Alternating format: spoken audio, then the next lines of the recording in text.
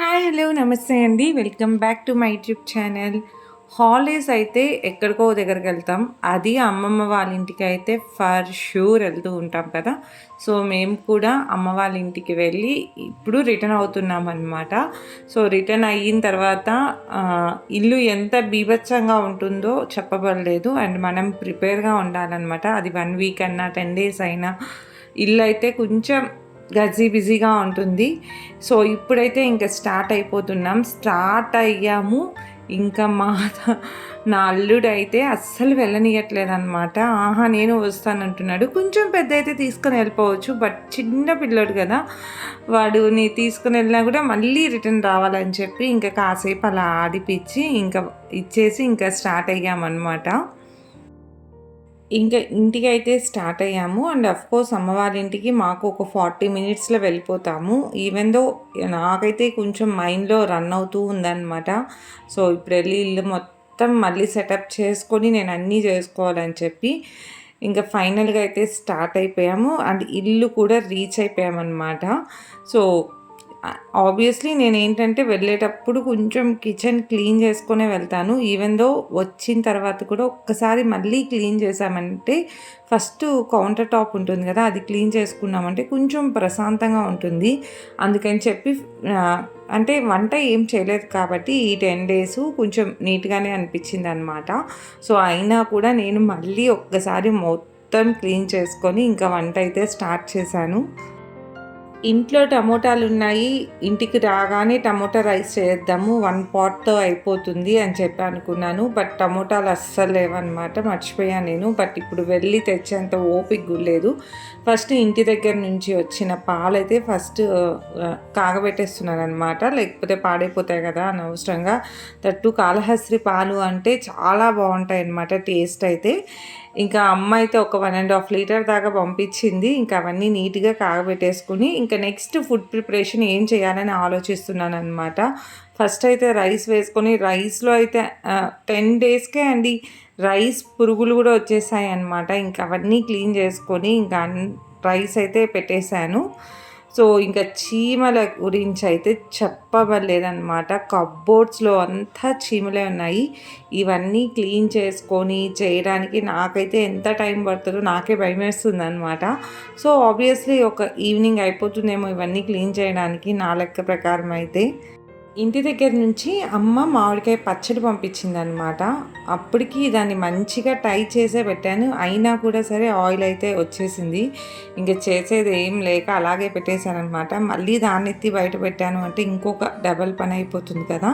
And avakaya already పెట్టేసి వెళ్ళున్నాను కాబట్టి ఇదే అనమాట ఈరోజు మాకు లంచ్కి అయితే మాత్రం ఇంకా ఆవకాయ కూడా కొంచెం అలా బయట తీసి పెట్టాను. అండ్ ఒరుగులు ఇవి ఉంటే ఎక్కడికైనా వెళ్ళి వచ్చినప్పుడు మంచిగా నంచుకునేదానికి ఇంకేం చేయలేదన్నమాట. జస్ట్ అవి ఆయిల్లో డీప్ ఫ్రై చేసేసుకుంటే సరిపోతుంది.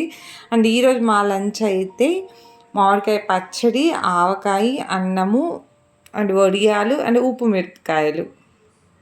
లంచ్ అయితే తినేసాను. ఇంకా సామాన్లు అయితే ఫుల్ ఉన్నాయన్నమాట. ఫస్ట్ ఇంకా దేవుడి సామాన్లు కూడా మొత్తం అలాగా తీసి బయట పెట్టేశాను.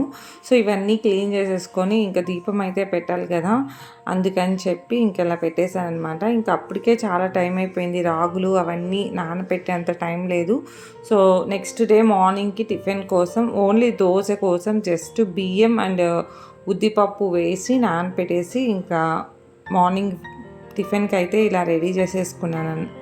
అవన్నీ చేసేసుకొని ఇంకా ఎదురుగానే ఒక చిన్న షాప్ ఉంటుంది.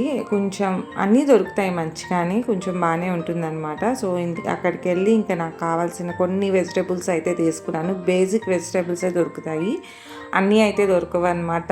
ఆలు, ఆనియన్స్, టమోటాసు, కొత్తిమీర, అల్లం అలాంటివన్నీ దొరుకుతాయి. ఇంకా అవన్నీ తెచ్చేసుకొని ఇంకా నీట్గా అన్నీ సెట్ చేసుకున్నాను అనమాట. మధ్యాహ్నం అయితే ఏదో ఒకటి చేసేసాను, కానీ ఇంకా ఈవినింగ్కి అయితే ఏదో ఒకటి ప్రిపేర్ చేయాలి కదా ఇంక పిల్లల కోసం.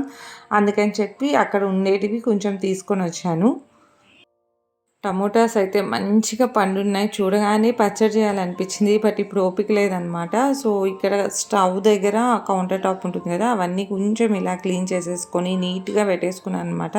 సో, చాలా పీస్‌ఫుల్‌గా ఉంటుందండి ఇవన్నీ చేశామంటే. ఇంకా ఊరు నుంచి వచ్చిన తర్వాత బట్టల గురించి అయితే చెప్పనవసరమే లేదు. ఎన్ని బట్టలుంటాయంటే అన్నీ ఉంటాయన్నమాట.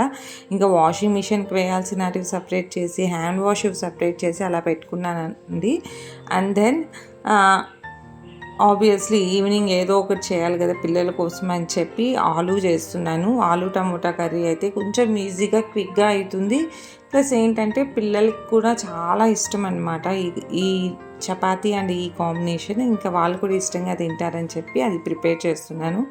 సో ఇలాగ నాకే కాదు, ఎవ్వరు ఊరికెళ్ళినా సరే సేమ్ పొజిషన్ ఉంటుంది కదా మనం ఇంటి అంటే వెకేషన్ నుంచి బ్యాక్ ఇంటికి వచ్చినప్పుడు. సో మేబీ మీరు కూడా ఇంత బిజీ షెడ్యూల్ ఉంటుందేమో. సో నాకైతే నైట్ దాకా కూడా నా వర్క్సే సరిపోయాయి అన్నమాట. అసలు ఎట్లా నిద్ర వచ్చిందో, ఎప్పుడు నిద్రపోయానో నాకే తెలీదు. మంచిగా నిద్రపోయాను ఈరోజు ఫుల్గా. సో ఈ వర్క్ అంతా మీరు కూడా చాలామంది ఈ వీడియోకి మేబీ రిలేటెడ్ అవుతారని చెప్పి ఈ వీడియో పోస్ట్ చేస్తున్నాను. సో అంటే ఊరు నుంచి వచ్చిన తర్వాత ఆడవాళ్ళకి ఎంత వర్క్ ఉంటుందో అది ఇంకా చెప్పనవసరం లేదనమాట. సో ఇంత వర్క్ ఉంటుంది. సో ఇంకా డిన్నర్ కూడా ఫినిష్ అయిపోయింది మాదైతే. ఇంకా బియ్యం నానబెట్టాను కదా, నైట్ ఇంకా ఇలాగా మిక్సీ కూడా పట్టేసుకుంటున్నాను అనమాట. కొంచెం బియ్యమే కదా, సో మిక్సీ పట్టేసుకుంటే సరిపోతుంది. అందుకని గ్రైండర్ వేయలేదండి, మిక్సీలోనే పట్టేసుకొని పక్క రోజుకి టిఫిన్ కూడా ప్రిపేర్ చేశాను. ఇంకా అయితే బాడీలో 1% కూడా నాకు ఓపిక లేదనమాట.